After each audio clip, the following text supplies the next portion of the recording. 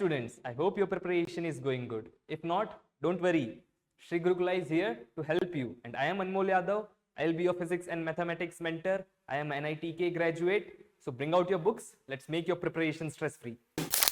So next question is the electrostatic force between the two charges in a vacuum is given by F is equals to K Q1 Q2 by R square, where K is. So value of K is 9 into 10 to the power 9.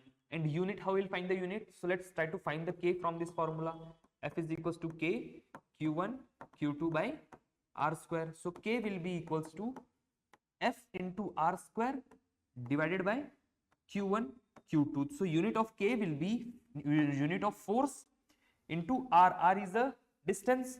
So distance unit is meter and it is square. So Newton meter square per 2 times the unit of charge means coulomb into coulomb, which will become coulomb square. So this will be our unit, that is Newton meter square per coulomb square. So our correct option will be option A. I will be back soon. Till then, keep practicing. This is Anmol Yadav from Sri Gurukula signing off.